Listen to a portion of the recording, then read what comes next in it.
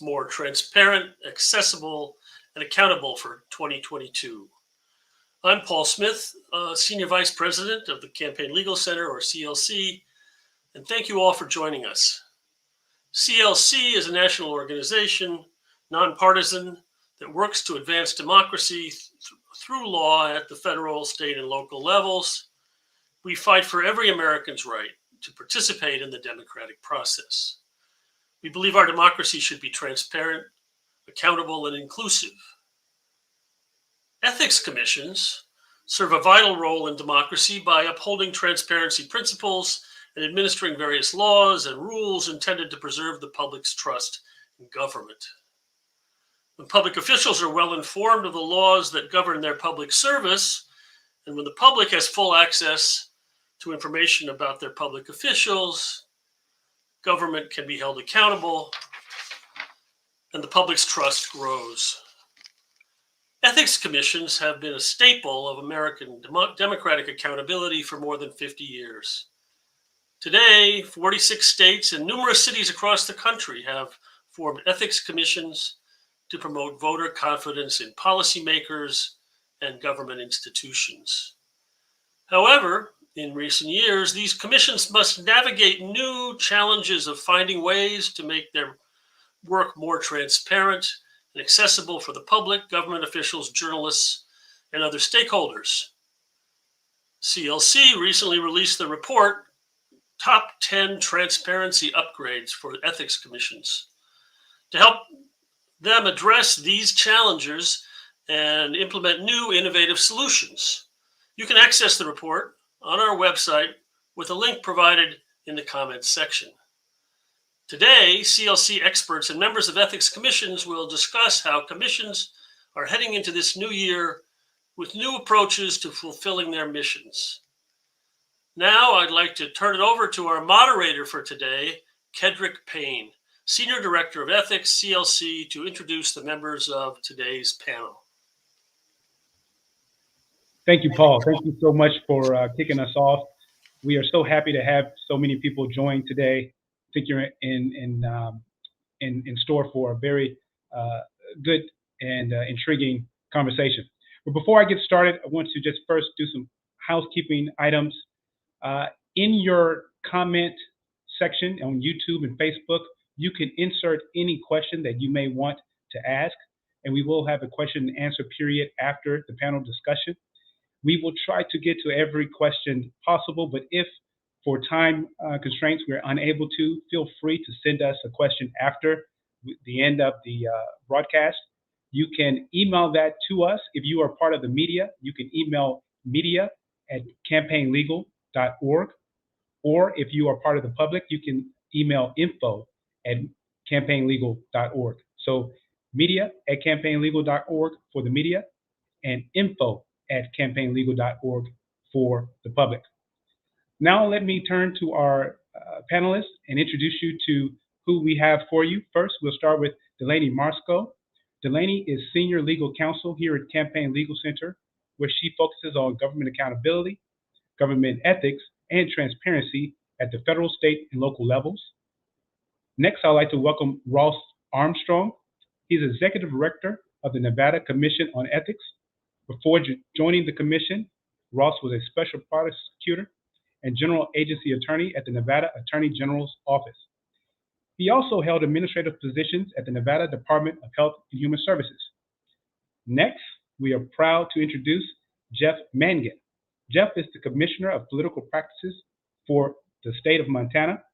He monitors and enforces campaign finance laws and the ethical standards for legislators, public officers, and state employees. He also investigates campaign finance and lobbying complaints. And finally, I'd like to introduce Leanne Pelham. She is the Executive Director of the City and County of San Francisco Ethics Commissions. She's been in that role since 2016. Prior to her current position, she served as the Executive Director for the City of Los Angeles Ethics Commission. Thank you all for joining us as panelists, and we will jump right into the conversation. We are really excited to discuss this because this is a rare yet important discussion. Typically, when there is a conversation about ethics or lack of public trust in government or ethical violations of public officials, it's on the federal level. However, the ethics issues on the state and local level are really those issues that may impact Americans more and more on their daily, during their daily lives and in their daily activities. So we want to ask questions and get engagement from the audience on those issues that may impact you more than you know at this point, and to show you that the solutions that are available not only include the solutions that these ethics commissions are implementing, but solutions that the audience can also partake in. So I'll get right to it. Let's start with this first question, and I'll ask this to you, Leanne. What do you see as the most important responsibility of ethics commissions, and is that responsibility more critical now in 2022? Well, thanks for the question, Kendrick, and thanks for inviting San Francisco Ethics to be a part of this discussion today. It's vital, and we really appreciate it and look forward to hearing from everybody as well. I think it's fair to start maybe by talking about the scope of commissions, right, and what our responsibilities are as some context. So the scope of ethics commissions can really vary to some degree. In San Francisco, we're called an ethics commission, just like our counterpart in Los Angeles. And both our city commissions were established directly by the voters. And we have pretty clear mandates from the voters about the broad responsibilities that we have. So, for example, we administer and enforce local campaign laws in addition to ethics laws. We run a public campaign financing program. We register and regulate lobbyists. We receive disclosure statements, make them publicly available. That's a large part of our work. And we train and advise on the law. We develop policy and legislation, we conduct audits, and we do enforcement. So we have a lot of ground to cover in the work that we do. And my perspective is shaped by the work that comes from working over a couple decades in these areas.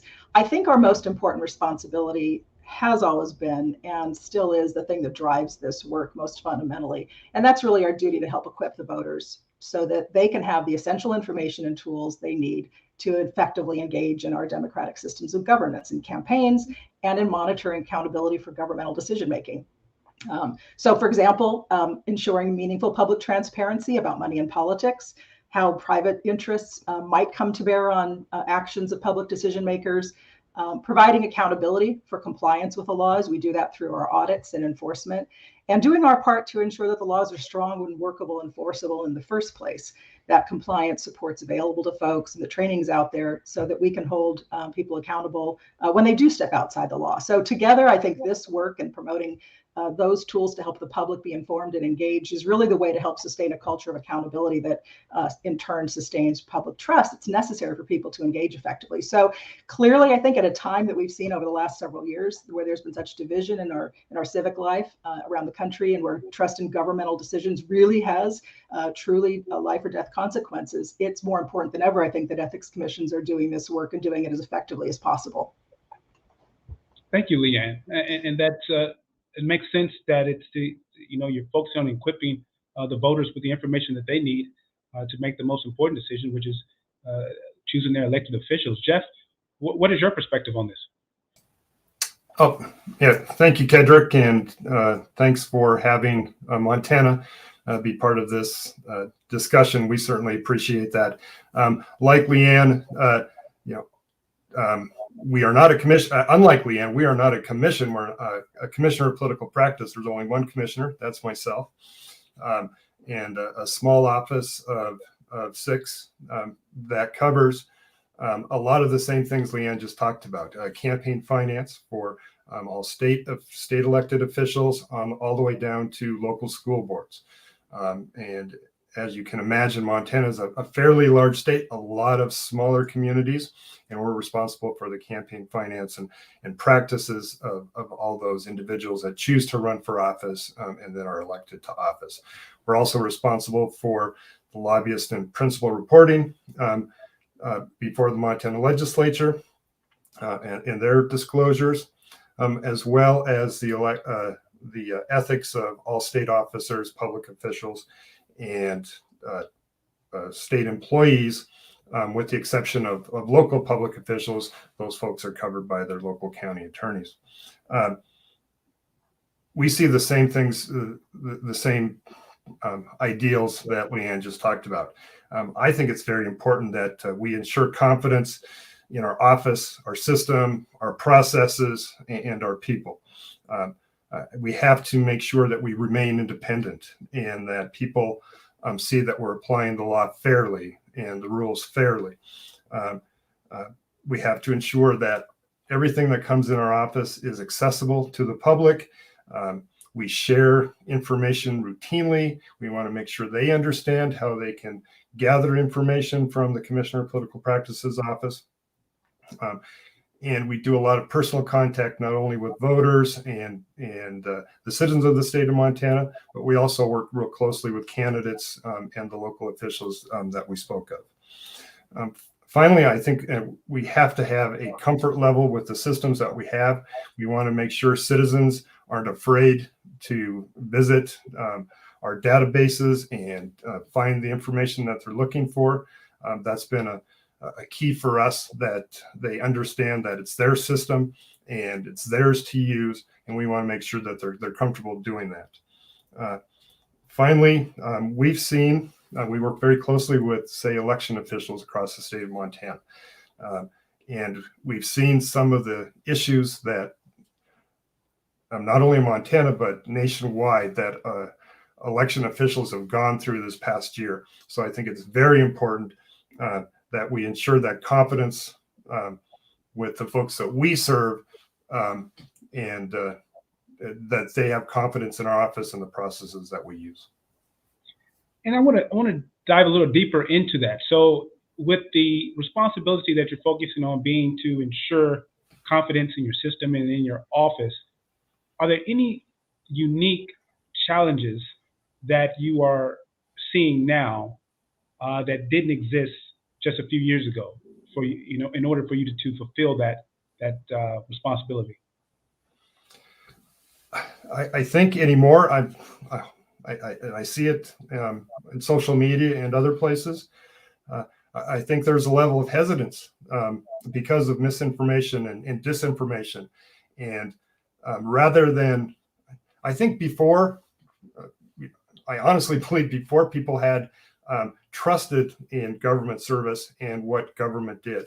I think now they go in with a level of distrust, and we have to prove ourselves or prove what we're doing is correct and right, and not fake or negative or something that we're out to we're out to do something different than what they believe. And that's different. That's different than even, say, 3 years ago. I think there was always a level of trust. Now I think they come in with a level of distrust, and we're working from behind. And that's something I think every government agency, whether it's ethics or the Department of Labor or the Department of Justice, whoever, needs to take a good look at. One of the reasons we wanted to have this panel was to see whether the issues and the challenges that are being seen in one part of the country are also seen in another part of the country. So I'll turn this question over to you, Ross. What do you see the same issue with distrust, and are there other challenges that your commission is facing that are unique to the current time? Thank you, and thank you for inviting Nevada to participate in this panel. We were certainly proud to have some of our practices featured in your report on transparency as best practices. I think really those same issues that Jeff is seeing in Montana, and then thinking about how we as ethics commissions communicate to the general public and our elected officials. For the state of Nevada, our ethics commission has jurisdiction over state and local officials. So similar to Montana, we have some rural, some very small public bodies that we've had to reach.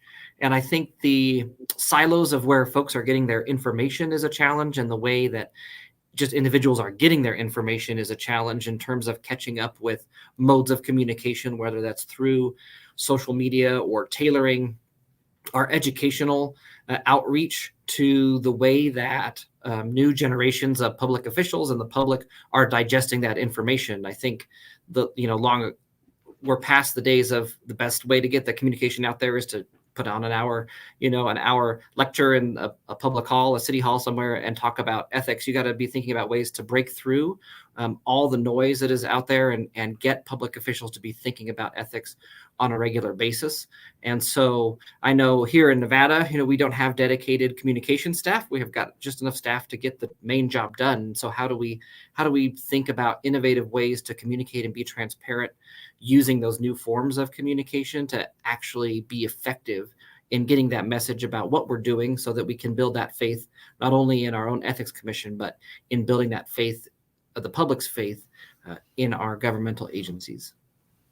Now that you've identified the problem with trying to get through the noise, and you see that you need to be innovative with communications, have you identified a solution that you're working on that maybe other commissions may be able to use, where you're able to get the communications out even without communication staff? Yeah, thank you for the question. For us, I think we're taking for the first time, a real hard look at a communication strategy and putting together kind of focused topics on a month by month basis. And then how do you get that same message out on the different channels that people are experiencing? Obviously, a Twitter is very short. You're just kind of yelling into the void, I think, and hoping people spot your tweet or listen to your tweet. Whereas you might have some more long form platforms, such as LinkedIn or your own website, where you can actually go deeper and provide those passive education opportunities, where you might have a public official or a member of the public be able to access information on their own time in the comfort of their own home and digest your information that way. So being really thoughtful about not only who the audience is of the communication, what communication needs to occur, but also what are the best platforms, and realizing that one size fits all approach is not going to be very effective, just based on the way that people are digesting information now. Mm-hmm. Leanne, what have you seen? So what are the unique challenges that you are experiencing that may be the same with distrust or something else, and then what are the solutions that you are coming up with? Yeah, I think they're not really unique challenges. I think stepping further from where Ross started, one of the issues I think that a lot of us are experiencing, and we certainly have, is keeping pace with the new opportunities that exist and new technologies that exist, and the ways people have to consume information so that it's relevant and useful to them. So it's really this challenge of meeting diverse and changing needs. Meaningful public disclosure. We talk about meaningful public disclosure. It's not stuff that's just any longer discrete sets of data or papers in a file cabinet. I remember back in the day, between my years of grad school, I had an internship at the Chicago Board of Ethics when it was first starting up. And one of my jobs was to look at paper copies of financial records that officials had filed to see if there were patterns of private interest that might have posed a conflict. And I earned plenty of paper cuts along the way. That process is not one in that era that enabled very easy public transparency. So if you fast forward to 2016 in San Francisco, we initiated what we called our e-filing conversion project. And that was to improve accessibility and the timeliness of disclosure information across all of our program areas. So it starts from this view that I think we all share, that the public needs to be able to both access that information and then make connections between the various disclosures that are being filed. And they need to be able to access that information in ways that's useful and meaningful to them. Today, all disclosures online with the Ethics Commission that are filed with the Ethics Commission are all accessible online. Almost all the forms that are filed electronically have data formats that can be sliced and diced and processed into multiple formats that are available to the public within literally seconds of the filing being made. So that goes across a lot of our program areas: campaign finance, lobbying, conflicts of interest, and others. But the goal has been to meet the needs that we understand our stakeholders to have and our public to have in terms of how they use the information, with varying skill levels as well. It's a varying time availability to use and consume that information. Okay. So what I'm hearing is that the commissions are seeing that you want to maintain the public trust, because right now there are situations where trust seems to be may not be an all-time low, but close to it. And providing more information to the public in the midst of so much noise is a challenge, but there are ways to do it to make the information that's on the website accessible and digestible, but also to use social media and other platforms, knowing which is the right platform versus which was the wrong platform to get that message out. So that's where we are seeing issues now. Leanne, can you tell me what you think about going in the future? What do you see based on current trends of what could be around the corner? What could be the thing that we're overlooking that will be a big challenge pretty soon? Well, I think the moment that we're living in, the moments that we've been living in this past couple of years is probably, the lessons are still being written a bit. But I know it's been a really interesting challenge for a lot of government agencies to function in a remote environment. We were able to pivot, March 17th to being full-time remote, doing our work, providing our public services virtually, even though our physical offices had closed. And we retained that type of work through November when we reopened temporarily before the Omicron surge came and resulted in, again, a temporary closure of our physical offices. But I think it's been an interesting exercise in understanding, again, how people want information and how we can continue to serve the needs that the public has for our services and our information. Our commission, because the city has enabled processes for its policy bodies to meet remotely, we've been able to meet remotely as a commission. We started, I think, 7 or 8 months into the pandemic, meeting remotely again. So this idea that we have technology solutions to accomplish engaging the public in policy deliberations or other issues that policy bodies are taking up, I think that genie has left the bottle, and I don't foresee that it's going to be easy to go back. I think it actually is providing, for example, a way for the public to engage in the way they can. They don't have to drive downtown, look for a parking spot. I think those are the kinds of questions that are still important to assess and to be thinking about, because we know there are new ways of doing business. And I think it has been important for us to recognize that we can still be productive. We can be creative in meeting those needs. And the goal really will be, and the challenge, I think, is continuing to assess what those needs are as we sort of step into maybe the downside or the other side of the pandemic. But I think keeping the lessons we've learned in mind is going to be really important to think about how we continue to do our work in this kind of changed world. Yeah, very good point. I hadn't thought about the fact that now that we will be, it looks like, in a hybrid working situation, there are going to be new ethics issues that have come up, new good things such as more public engagement, but the types of issues that may arise could, just almost unlimited. Jeff, what are you seeing? What is your intuition of what may be around the corner?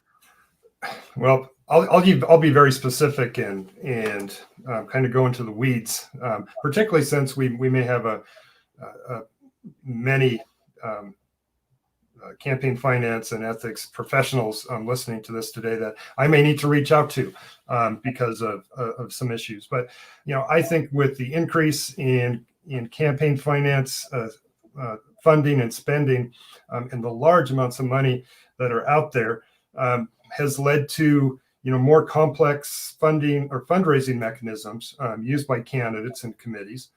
In particular, at the federal level has been joint fundraising committees.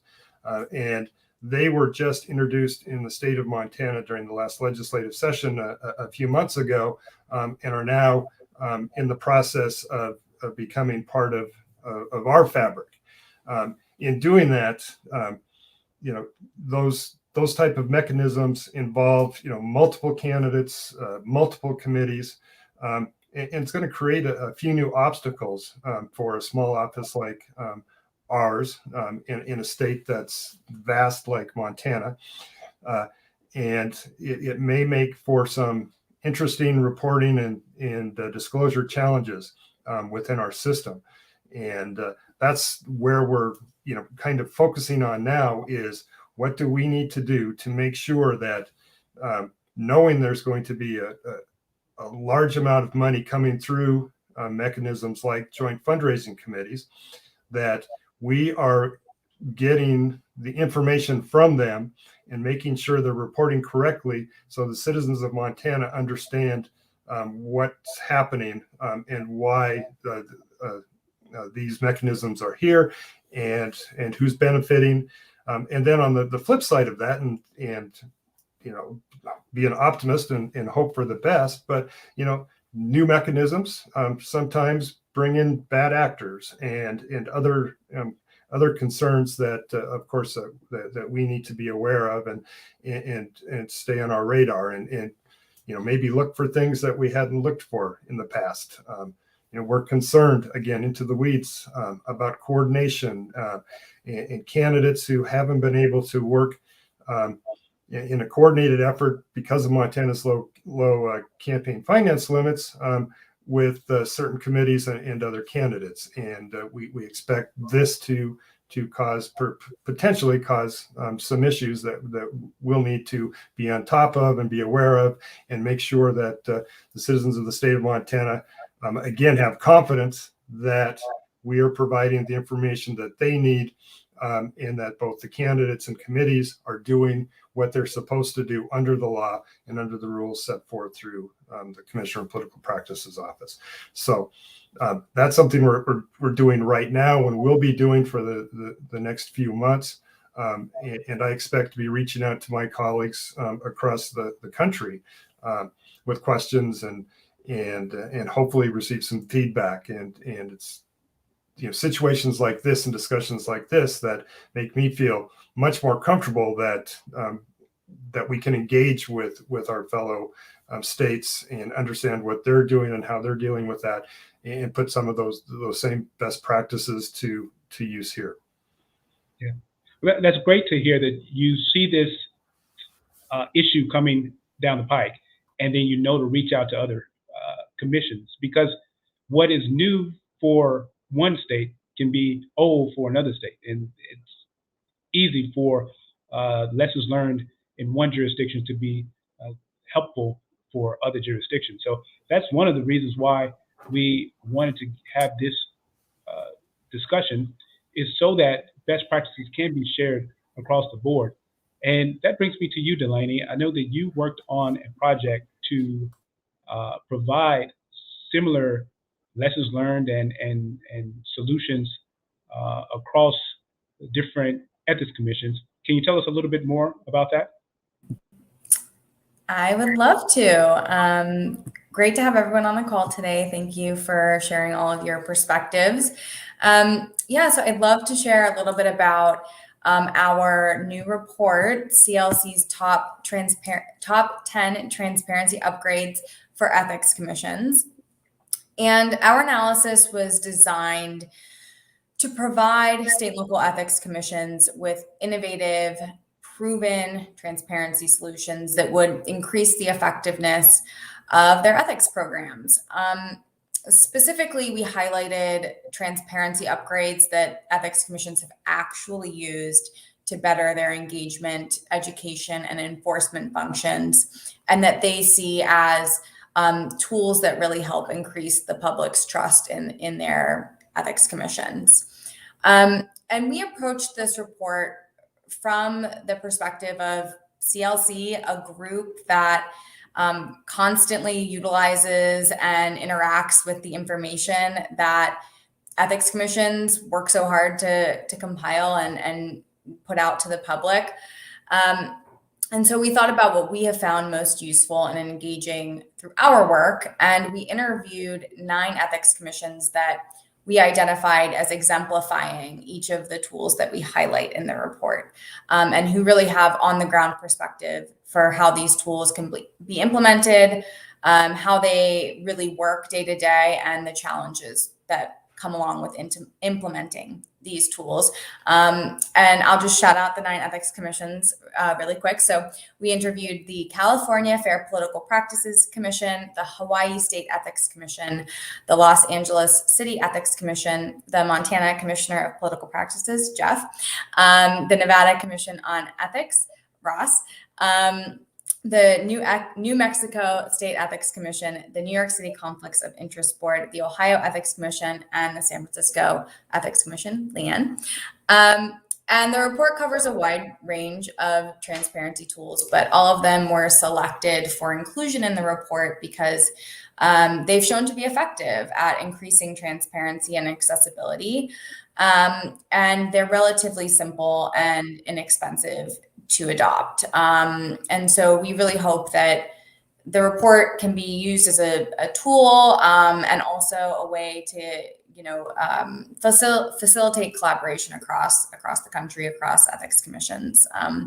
And yeah. And how about feedback? Can you provide like brief feedback you've received so far from the report? Yeah, so one of the goals of the report, as I just mentioned, was to facilitate collaboration. It's great to provide a useful tool that just has a lot of information in it, but we also like to get the conversation going, and we really hoped to just really facilitate that collaboration. And what we've heard so far is that it has prompted discussions. It's prompted people to think about how they can reach across the country to others who may be in the same boat or may have already implemented a transparency tool that looks like something that would be useful for their commission. And so, we have this great conference every year that hosted by the Council on Government Ethics Laws that really provides an opportunity for folks who work on these issues across the country to get together and chat about what's going on and what they're working on. And we just wanted to kind of provide that additional avenue to collaborate and to get the conversation going. So I think so far it's been good. All right. Well, that's good to hear. And also in the spirit of collaboration, we want to make sure that during this call, we get to the questions from the audience. And before we do that, ask one final question to the panelists. It's related to the stakeholders with the ethics commissions. We have been talking about the challenges and making sure that the public is able to have the information they need, but the ethics commissions have different and diverse stakeholders. Those include not only the public, but also government officials, government employees, lobbyists, government contractors, etc. I want to ask a question for you, Leanne, starting with you. Well, actually, we'll go around and everyone can answer it, but we will start with Leanne. And because those stakeholders are on this call, at least a lot of them, can you explain how these stakeholders, one, you can pick one or more, can actually help you with the solutions for the issues you see and the challenges you see, so that it's not just the Ethics Commission trying to determine how to make the information more digestible or increase the public's trust, but it's a collaborative effort with all of the stakeholders. So I turn the question to you on how the stakeholders can help you with your mission. Yeah, that's a great question, and it's a really important one. I think the answer is the same across stakeholders, which is engage us, right? I mean, we could make our efforts, and to Ross's point earlier, a lot of ethics commissions don't really have dedicated communications staff. It's kind of the first or the most fluff that no one ever thinks they can afford, but it's vitally important. It's really helpful for us to get feedback.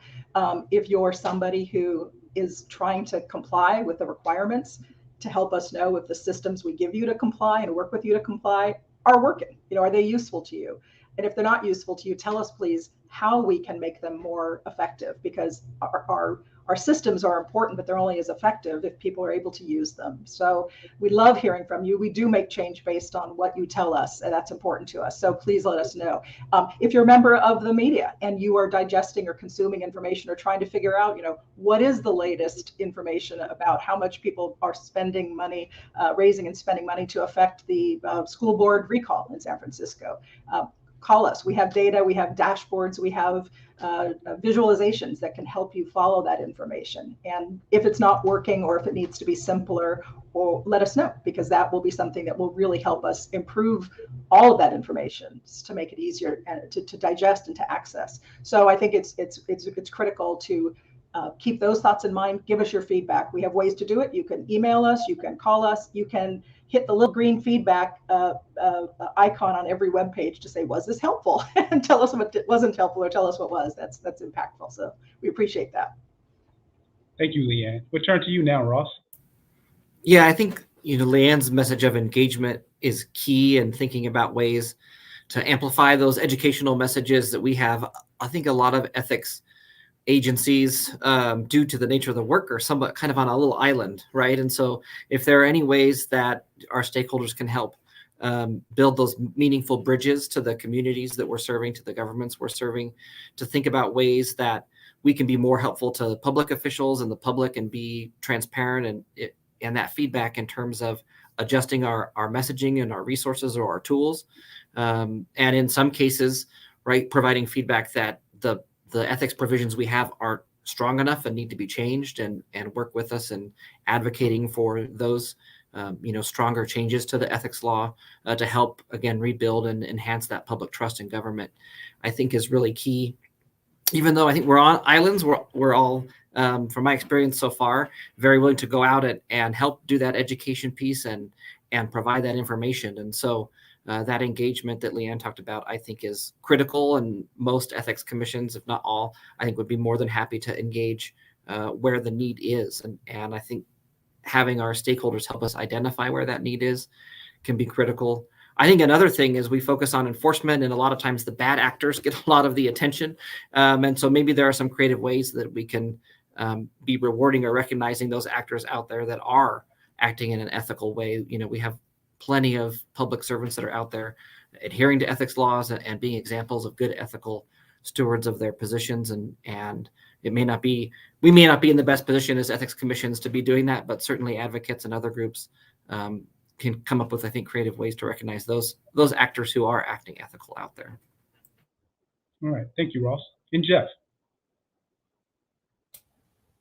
Thank you, Kedrick. A lot of it's already been said. I think what's important in engagement is simply, or at least in Montana, and I'm sure Ross and Leanne are the same, just invite us to talk, invite us to come to your locale, and now with Zoom, like Leanne mentioned earlier, and other ways to get to even the smallest remote parts of Montana, for example.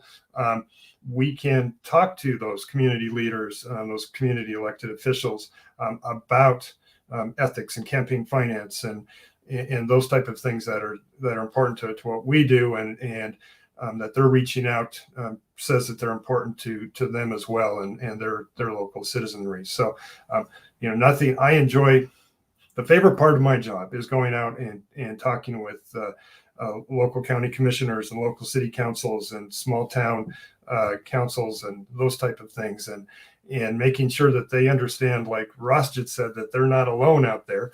If they have a question or a concern that they're doing something right or wrong, that it's simply just a call away or an email away, and we're more than happy to chat with them and making sure that they're either get the positive reinforcement they need, or we get them the resources and education that they're asking for, so they're doing what they think is right for their citizenry.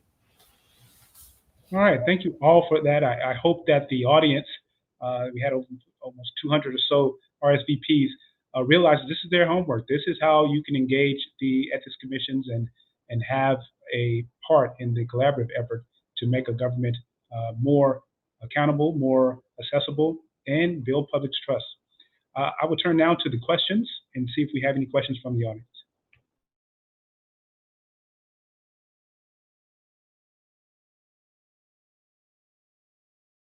The first question is, what type of enforcement does each state have? And I think Leanne, well, I'll start with you, Ross, if you can go into explaining the type of enforcement that your state has. Absolutely. So in Nevada, and I think it's important to note that in Nevada, our ethics commission doesn't handle campaign finance, so there won't be any enforcement. What I talk about is not campaign finance items, but we have the opportunity to enter into agreements with officials that require education or a change in a local agency's policy around ethics, and we also have then monetary penalties if it is a willful violation of the ethics law. And if we find that an individual has personally enriched themselves using those public funds, we can claw back those funds from that individual as well. So depending on the nature of the violation, the severity, and the gain to the individual, anything from required enhanced education and agreement to comply going forward to stiff monetary penalties, those are all within our enforcement, I guess, options menu. And Jeff? Thank you, Kedrick. Montana, we have campaign finance, like I said, campaign finance, lobbying, and ethics. Two of the three have a similar approach to enforcement as far as campaign finance and lobbying are a complaint-driven process for us. As if a complaint is filed, we investigate and either dismiss, or if there's any sufficiency finding. From there, it goes to a local county attorney. If they choose to prosecute or not, chances are they'll send it back us to settle the matter civilly. And we work with violators on a civil fine settlement on behalf of the citizens of the state of Montana. And we certainly have the option to go to court to enforce that as well. With ethics, we do not serve as the investigative body. There's an informal hearing process in which that is considered. The hearings officer presents their findings to me or to the commissioner, and then the commissioner makes a decision based on that. And in that case, I can fine in that matter and enforce ethics through that process. Thank you. And Leanne? Well, as a local ethics commission, we have what we call administrative enforcement. That means we do have an independent function in investigating alleged violations of the law, whether it's ethics, campaign financing, lobbying, or whistleblower retaliation. We have protections in our city law for whistleblower protection as well. But we administer those investigations. We can bring cases to our 5-member commission, and we can settle through a stipulated order with the parties, or we can bring administrative enforcement hearings if a settlement doesn't happen. But we do have the ability to levy fines for individuals, persons who violate the laws in our jurisdiction, and they can also be prosecuted civilly or criminally. So we have a breadth of tools to essentially help create a political culture of accountability, and by handing out fines and accountability, having people acknowledge responsibility for the law publicly when that's shown to be the case by the facts in the law. All right, thank you all. We'll see if we have any more questions from the audience.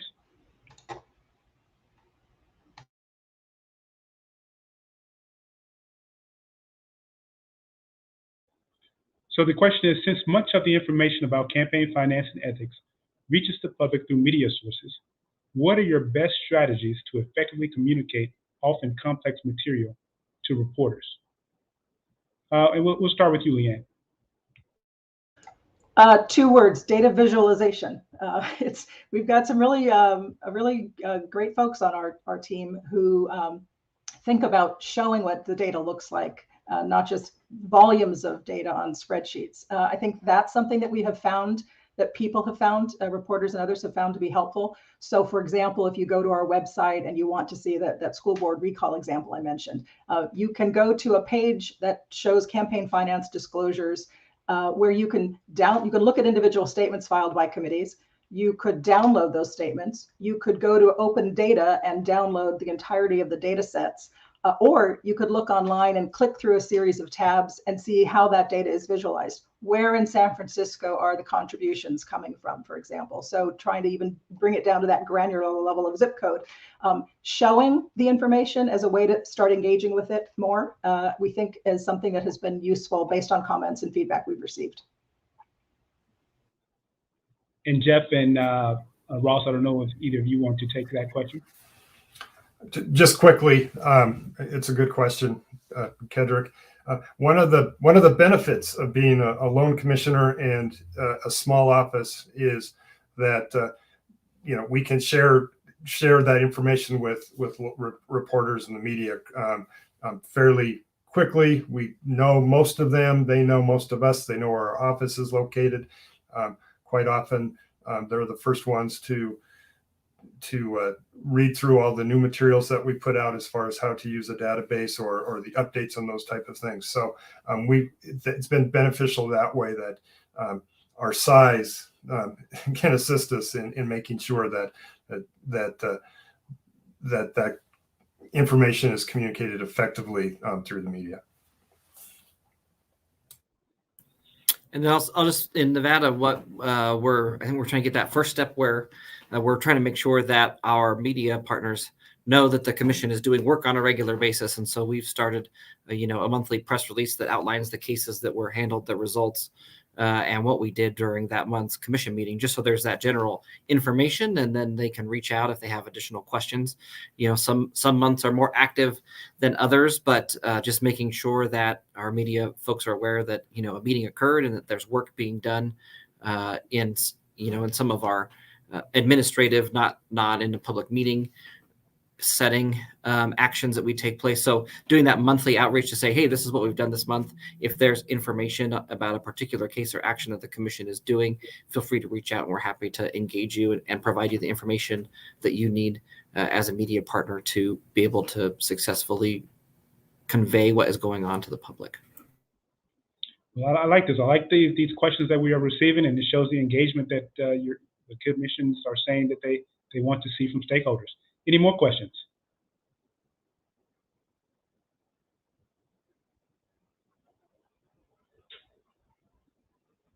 So I'll read the question. What can the Ethics Commission do to bring a renewed faith to the public? As someone who was in the streets, their lack of trust in politicians appears to be alluding to the Ethics Commission not holding leaders to a higher standard than citizens are held to. The majority share lawmakers should set the example, and the agency should enforce and lead with a higher standard. Lead by example concept. So essentially the question is, what can ethics commissions do to really bring a renewed faith to the public? Ross, we'll start with you. Well, I think one of the things that is important for us to do is to be clear in our communication about what an ethics commission can and can't do. There's, I think, a lot of behavior and conduct of public officials that lead to mistrust that aren't really ethics issues. And so being clear about what our ethics laws are and what those issues are is critical, and holding those public officials accountable when they do violate the ethics law is key. But I think it starts with a real clear explanation of what is an ethics issue and what is not an ethics issue. And if the public in general wants something to become a real legal ethics issue, then what does it take to change that in your ethics code or your law? I think I've seen since coming here a lot of folks that just are upset and unhappy with the performance of their public officials or their elected officials, but they're more generalized concerns that certainly do erode the trust in government, but are not something that we as the Ethics Commission can take action on. And so being clear in what our role is and what ethics is in that engaging in new and exciting ways, I think is the key to responding to that question. And I'll rephrase I'll sort of change the question for Leanne and Jeff in a way where do you have any example where you've had a member of the public say that something from your commission did change their perception about whether they could trust again in government or trust it more or have more faith in the integrity of the system?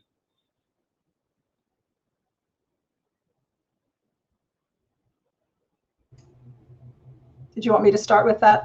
Yes. I think I have seen that when we get feedback from individual members of the public thanking a member of our staff for taking the time to be helpful with their filing. They didn't understand something before, but boy, you guys made it easy to file, more so than I thought. That kind of feedback is really helpful. I don't know that I could say that your program on X has really made an impact on my life. I don't think we tend to hear feedback in that way. It's much more how we've been able to help somebody individually. But I think that goes to a larger point, which is when people feel that government has met their need has addressed it effectively and timely, then that increases confidence, right? So I think part of what we have a role to do as well is to help reinforce with our own workforce, our own city officials, our own city employees, about not just performance standards. We know that we come to public service because we care deeply about serving the public and doing it well. But I think helping people remember what the sort of guardrails and parameters are for our integrity practices in government is a really important thing. And I think, as can be the case for a number of years, we do something in a certain way, but then we find out that maybe it's not working as well as it should or having the impact as broadly as it should. So we do ethics training, right? This is a phrase that I would like to banish from all of our dictionaries, because I think we don't need to train people to be ethical. What we need to do is remind people about sort of the expectations we have and how we can support each other in raising issues that are troubling when we see them. So specifically in situations where in California cities, San Francisco, Los Angeles, we've seen corruption scandals emerge over the past couple of years. It can ask the question, beg the question, what's the role of an ethics commission? And I think, there are certain ways, to Ross's point, that we can solve some problems, we can't solve others. We can detect some problems, but if we don't have wiretap capability, we may not solve other problems. But we do have a role in helping to sort of elevate the conversation and regularize the conversation so that it's at the top of minds for city officials and employees about what we each need to do in our own day-to-day responsibilities to make sure that we're acting with integrity, that we have support systems to help us wade through complex issues and navigate through ethics issues that emerge. So that's something that I think when the voters know that we are also taking real deep strides, effort to make strides in supporting this knowledge about not just the law, but how to navigate through ethical issues. I think that's an important thing that we can do as well. It's something that we're starting to do in San Francisco in this coming year with the new Ethics at Work program. But so doing that work on the inside and making sure people know about it, I think is important. Mm-hmm. And briefly, having just done an ethics training, Leanne, yesterday for the Montana legislature, Jamie, my chief legal, and I spent the morning with 100 or so of Montana's legislators yesterday. Just again, it's that invite and being able to go and share with them, what their responsibilities are and what the law says their responsibilities are and their staff and so on and so forth. But Leanne hit it just perfectly. The second part, as far as the citizenry, is whenever we do a training through the Montana Commissioner of Political Practices office, not only do we invite candidates and elected officials and committees and treasurers of those, we make sure we invite the public. That they may not be running a campaign or running a committee, but they may be interested in how the process works, what a committee is supposed to be reporting and how they report. And if they're not invited and they can't see the behind the scenes stuff, it's just another way to ensure that they feel more comfortable with the material that and the resources that we're providing and the jobs and responsibilities of candidates, elected officials and committees. Thank you. We have time for one more question. And as we mentioned before, if you still have questions that we're not able to get to during this call, feel free to email those. You can email to info@campaignlegal.org.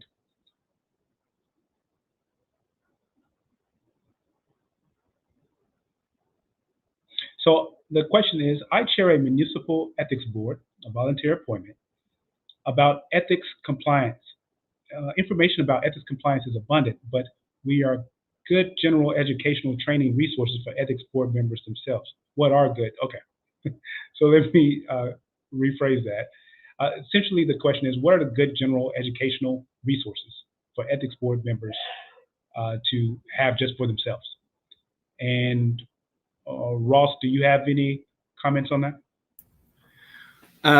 Well, I think we don't have anything formal here that I'm aware of in Nevada, but I think for any ethics board member, it would be important to understand the procedure, how your local procedure works in terms of how ethics cases move forward, and then the substance of what your actual ethics laws are and some of the history and previous decisions, and then reaching out, to different resources and finding out if there are reports, just like the report that you guys have completed on this transparency one. Those top 10 items is a great training resource. But currently in Nevada, we don't have like a set new commissioner orientation that I'm aware of. But I would certainly think a member of a board would want to have a good grasp of the procedures of how their board works, and then the substantive law and how that law has been applied in the past. Anyone else want to comment? I would just, oh, excuse me. No, go ahead, Leanne. Thanks. I would just encourage folks to look at the websites of other ethics commissions and agencies around the country. There's a lot that you can kind of lift from. We do that all the time with each other. And there may be information under the commission bylaws or good government guides that city attorney's offices distribute, for example, that can be useful. So certainly take advantage of reaching out to your colleagues, because there's a lot of good information out there. None of us want to recreate a wheel if we don't need to. I was just going to say, in Montana, we municipalities and counties have the option of creating their own municipal election board. And this might be a volunteer from one of the two I know that we have in Montana. So I appreciate the question, and I'm glad, it's making me think that perhaps we need to do more to have a publicly available resources for those folks that aren't necessarily under our jurisdiction as far as ethics, but might be reaching out as a resource for their own local municipality. So I'm going to take this question and work with my staff afterwards to make sure that regardless if this is an individual from Montana or not, that since we do have those in Montana, that we have resources available to them. And again, I'll go back to ask for an invite. More than happy to go and chat with any municipality or local government. So thank you for the question. Yes, thank you for the question, and thank you for all the questions that we've received. As our time is running short now, and we've covered quite a bit of area during this panel discussion, I want to just provide a little time to the panelists to provide closing remarks. And I will first start with Ross.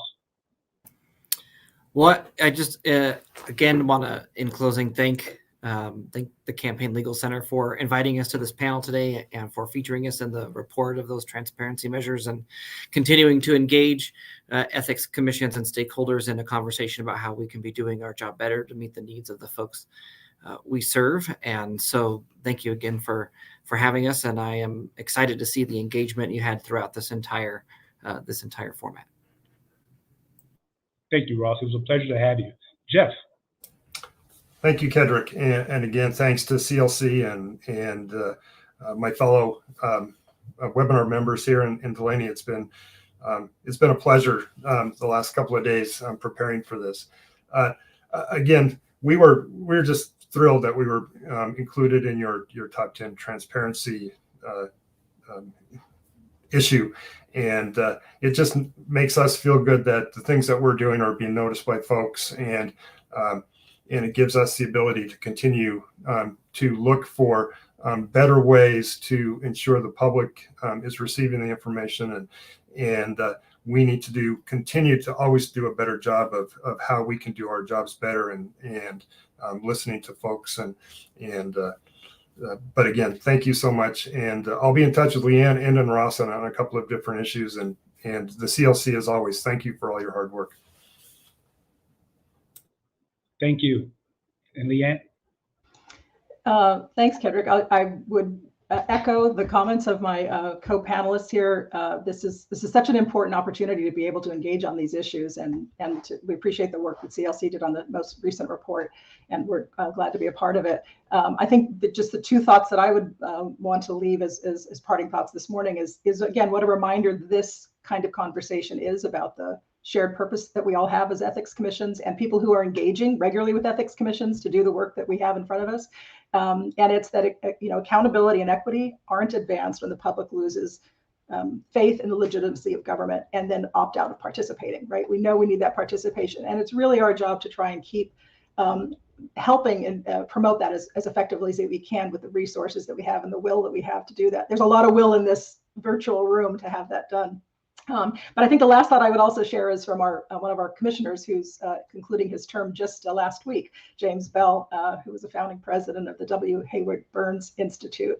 And as he was bidding farewell to his commissioners last week, he said that good government at the local level is important. It's where we live and work and make decisions. It's where everything is. And local ethics commissions are the guardians of that. I would make a friendly amendment to say that all ethics commissions are the guardians of that at the state and local level. So my hats are off to the people who are continuing to engage in this important work, and to folks who joined the conversation today, who keep us on our toes and challenge us and support this work every day. Well said. I truly believe that the local commissions and the state commissions have work that is so important. And when we began this conversation, we talked about how one responsibility is to equip voters with the information they need. And that goes to just the true fact that voters have a right to know that public officials are looking out for the public interest and not their own personal interest. And when the voters are equipped with the right information, and when ethics commissions are able to help government officials create a more accessible and effective government, all Americans win. And so we do want the audience to continue to take the advice that was given, which is to stay engaged with your local ethics commissions. And we want to thank each of our panelists. So thank you so much, Delaney, Ross, Leanne, and Jeff, for participating. And thank those behind the scenes, Kim Hall and Georgia Lyon, for all their work with setting up this event today. And as we've mentioned, this is not the end. We hope to see you soon, and keep the questions going even after this discussion. Thank you.